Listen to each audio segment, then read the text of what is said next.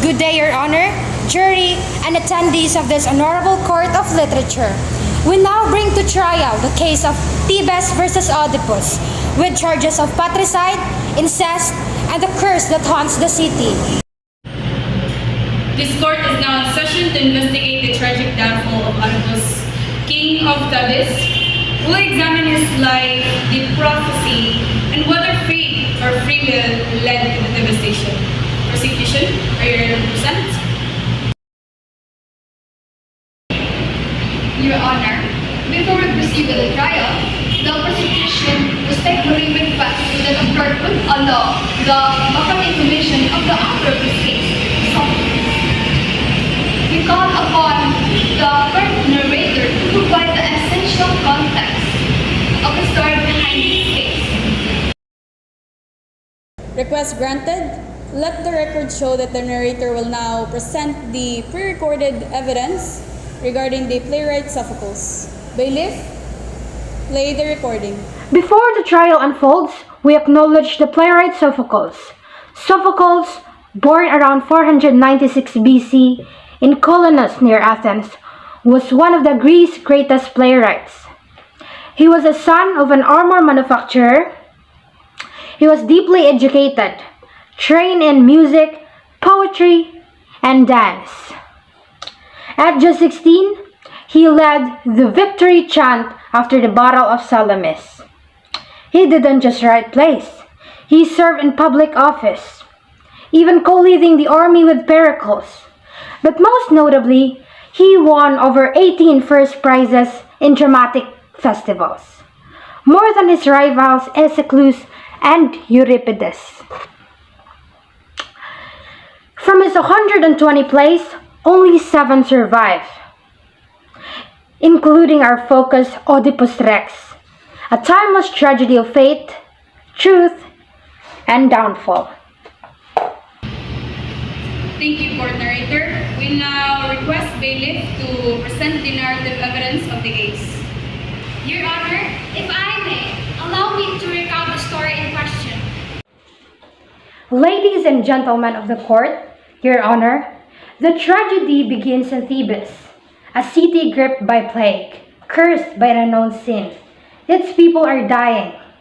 Their cries echo through the palace gates, and their king Oedipus swears to uncover the truth behind the unsolved murder of King Laius, unaware the truth will damn him.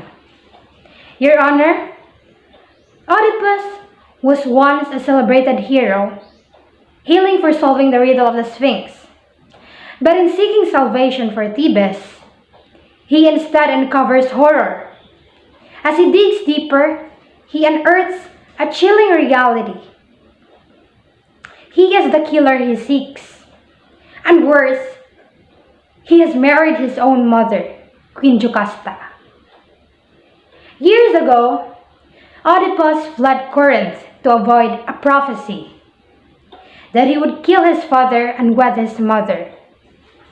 Your Honor, in trying to defy fate, he ran straight into its arms. At the crossroads, he murdered a stranger in anger, unaware it was King Laius, his true father. He arrived in Thebes, defeated the Sphinx, was crowned king, and took Jocasta the queen as his wife. This is not just a tragedy, Your Honor. It is fate fulfilled. It is a crime written by the gods and executed by the man who thought he could escape it. The facts has been laid before us. Let us now hear from the prosecution. Ladies and gentlemen of the court, today we stand not only to seek justice, but to confront the cruelty of truth. King Oedipus, in his search for justice, became the very man he sought to punish. He murdered King Laius, violated divine law, and defiled the sanctity of family by marrying his own mother. We do not claim he acted with knowledge, Your Honor, but ignorance does not absolve the consequences. The city lies cursed because of this crime. We will present prophecies, witness accounts, and his own confessions. The tragedy is real, The damage is irreversible. Oedipus must be held accountable, not just for what he did, but for what he unleashed upon Thebes. Thank you, counsel. The defense may now proceed. Your Honor, members of the jury, what is Oedipus guilty of? Seeking the truth? Acting on a prophecy he never asked for? This man was born into a curse. His actions were not acts of malice, but of survival. He did not know Laius was his father. He did not know Jocasta was his mother. So if anything, he is a victim of fate more than a villain of choice. Your Honor, he freed Thebes from the Sphinx. He ruled justly, and when the truth came to light, he did not run, but instead, he blinded himself and begged for exile. In this court, we do not punish fate, Your Honor. We seek truth with compassion, and that's what we ask from this courtroom today. Let us proceed to the testimonies. Call in the first witness. Your Honor, the prosecution calls Tiresias, the blind prophet of Thebes, to the witness stand. Proceed. Do you swear to tell the truth, the whole truth, and nothing but the truth, to help you the gods? I do. State your name and position for the record. I am Tiresias, seer and prophet of Thebes, servant of truth.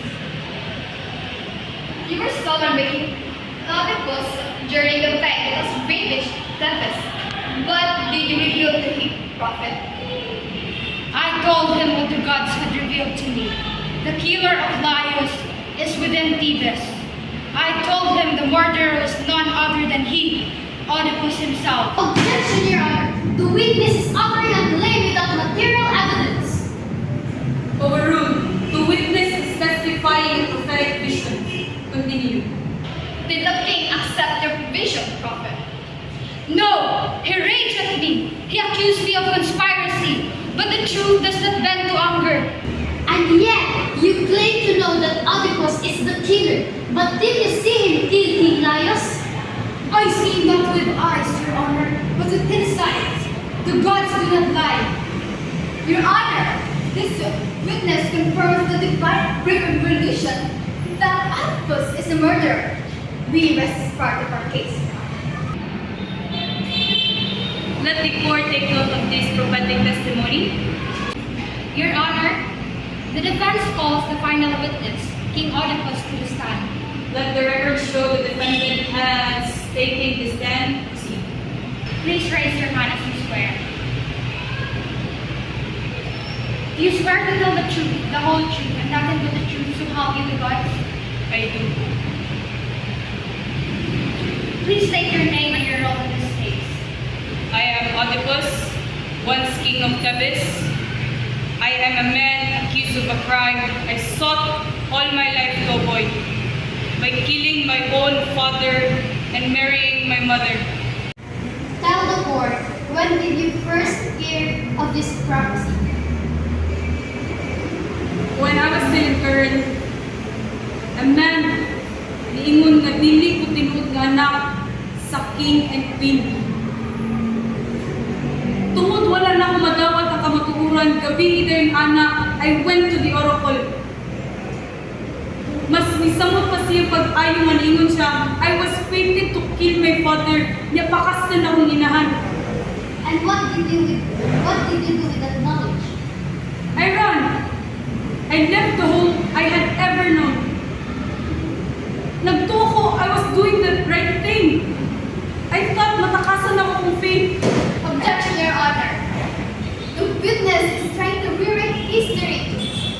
He claims innocence, but his blood stains his hands. He didn't just play guard. His blood turned a man at the crossroad. This is not an escape. It is an execution, Your Honor. Your Honor, the witness here is explaining the motives behind his actions, not denying them. Sustained in part, Mr. Oedipus, keep the facts.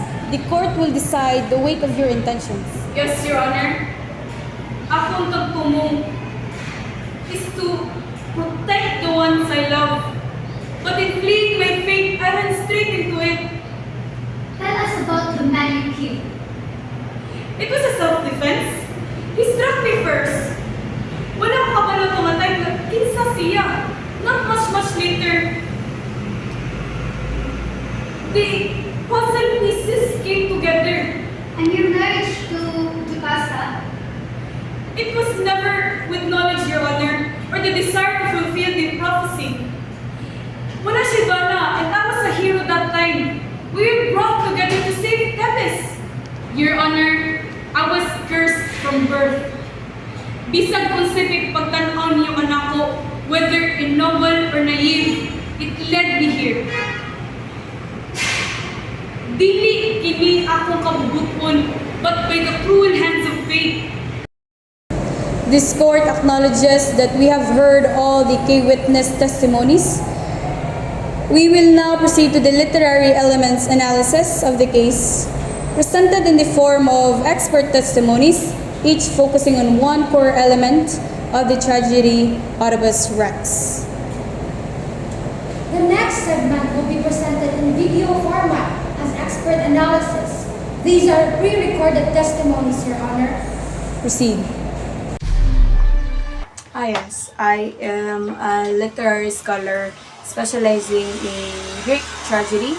The setting of the Oedipus Rex is in Thebes, which is a city in crisis, and the play opens before the royal palace with citizens begging Oedipus to save them from the plague, which this desperate atmosphere underscores the urgency and the decay within the state. It's like mirroring the normal and familiar decay that Oedipus or the Oedipus journey would reveal. The atmosphere is dark, foreboding, and intense. From the beginning, there's a tension and dread. The oracle's prophecy hangs like a shadow, and each revelation pulls the character and the audience into doom. The tragedy follows a classic Aristotelian structure. The exposition, Oedipus vows to find Lares' killer, then the rising action, he investigates the murder, then the climax, the revelation that he killed his own father, then the following action, Jocasta's suicide, and when Oedipus binds himself, then the resolution, Oedipus begs for exile. This structure suggests or intensifies the suspense and emotional impact to the audience. One of the central themes is fate versus free will, because Oedipus's entire life is shaped by a prophecy he tried to avoid. The tragedy lies in the fact that every action he took to escape his fate only fulfilled it. Other themes include guilt and innocence, quest for truth, and the limits of human understanding. The central conflict of this story is man versus fate. As Oedipus is in a great tragic struggle to change his destiny, if we also consider that there's also an internal conflict as he wrestles with his identity and guilt. Could also deny that there is also a man for society as his people suffer due to his unknown crimes. The story is told in third-person dramatic POV. As it is a play, we see the action unfold on stage with no narration or internal monologue. This heightens the dramatic irony.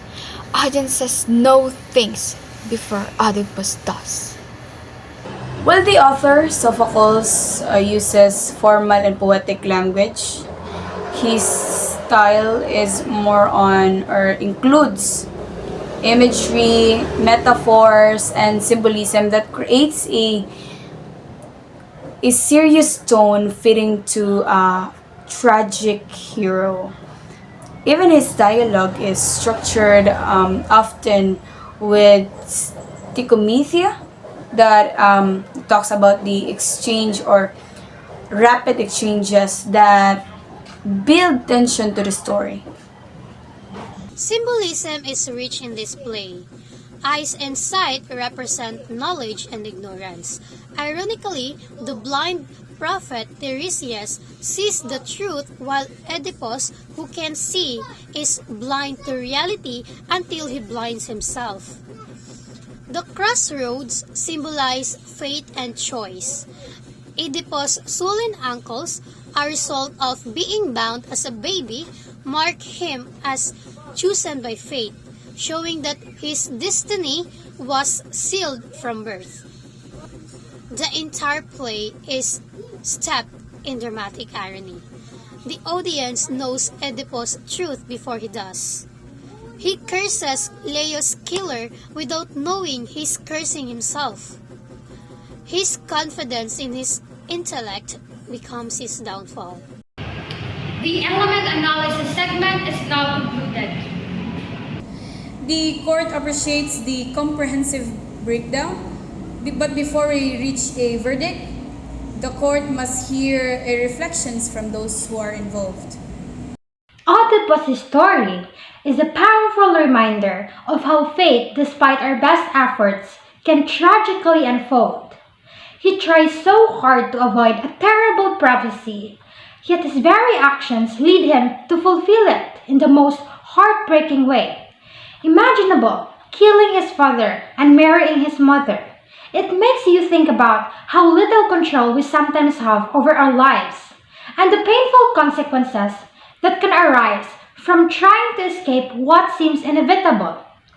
Ultimately, Oedipus' journey shows us the depths of human suffering and the blindness that can come from ignorance, even when we think we are acting wisely. Reading the story Oedipus made me think about how much control we actually have over our lives. Oedipus is smart, determined, and genuinely wants to do the right thing. But no matter what he does, he ends up walking straight into the fate he tried so hard to avoid. It's kind of heartbreaking because I know how much he wants to protect the people he loves, but because of his pride and his needs for answers, it ends up destroying him. It's a reminder that sometimes we actually have to be careful about how far we go digging into truth, and that accepting our limitations isn't weakness, it's wisdom. For me, Oedipus Rex disturbed me more than it impressed me, not just because of its tragedy, but because of how cruel it felt. Well, from the beginning, Oedipus never really had a chance. He was cursed, abandoned, and punished for the choices he made without full knowledge. So while the play is praised for exploring fate, I found it very difficult to sympathize with Oedipus as a tragic hero. His arrogance, his impulsiveness made his downfall feel more deserved than fated. His quick temper, refusal to listen, and obsession without proving himself right made him a frustrating figure rather than a noble one. So instead of learning from warnings or reflecting, he lashed out, blamed others, and spiraled into destruction. I couldn't help but question the justice in his suffering. Gouging out his eyes felt like a redemption, and more like the gods piling pain into pain. In the end, his story felt more like a harsh cautionary tale about ego than a moving tragedy about destiny. The story of Oedipus Rex is ultimately a powerful exploration of self-discovery. Oedipus begins as a confident, capable king determined to save his city, but his journey leads him not outward but inward, toward the painful truth of who he really is. What makes Oedipus' story so human is that he doesn't set out to uncover that destiny. He simply seeks the truth. But self-discovery, as the play shows, isn't always enlightening or uplifting. It can be shattering. In uncovering the mystery of his past, Oedipus loses everything: his power, his identity, even his sense of self. And yet, there is strength in his response. He doesn't run from the truth, he embraces it fully, no matter how devastating His journey reminds us that true self-discovery demands courage. The courage to confront not just who we hope we are, but who we really are. In this way, Oedipus is not just a tragic figure, he's a mirror, showing us that the path to knowing ourselves can be painful, but ultimately, it's what makes us whole. The court acknowledges how this ancient tragedy still echoes in modern hearts and minds. Now we return to the proceedings. We are nearing the final phase of this trial. It is time to hear the closing arguments, the both final words from both the prosecution and the defense. These statements will summarize their positions and leave us with their final plea for justice. Counselors, you may now proceed with your closing statements. Thank you, Your Honor. Ladies and gentlemen of the courtroom, we stand before the shadow of a great tragedy, but also undeniable truth. King Oedipus, once praised as a savior, is now exposed not just as a man, but as the very monster he sought to destroy. This case is not about fate alone. It is about choices, actions, consequences. Your Honor, this is not just about ancient prophecy. It is about accountability. We ask this court, let the name Oedipus not be remembered as a victim of fate, but a warning of unchecked pride, blind ambition, and the danger of denying the truth. Thank you. Thank you, Counselor. Defense, you may now present your closing statement. Thank you, Your Honor. Ladies and gentlemen of the court, we have heard shocking revelations and heart-wrenching testimonies. But let us not be swept away by tragedy alone. Let us remember, Oedipus did not act with malice. He did not know. He was a victim of fate, a man born into a curse he did not even create. Yes, the actions were grave, but were they intentional? No. The gods themselves foretold this doom long before Oedipus could make any choice. He tried to flee his destiny, Your Honor. He tried to be a righteous king. He sought truth not for himself, but to save Thebes. We must ask, is a man guilty if he did not know the crime he even committed?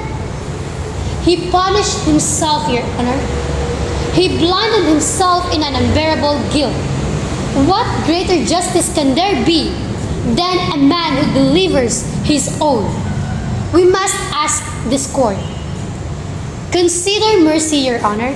Consider the limits of human control, and let us not condemn a man for walking blindly into a fate he never wanted. Thank you. Thank you, counsel. The court will now be in recess for deliberation. All rise.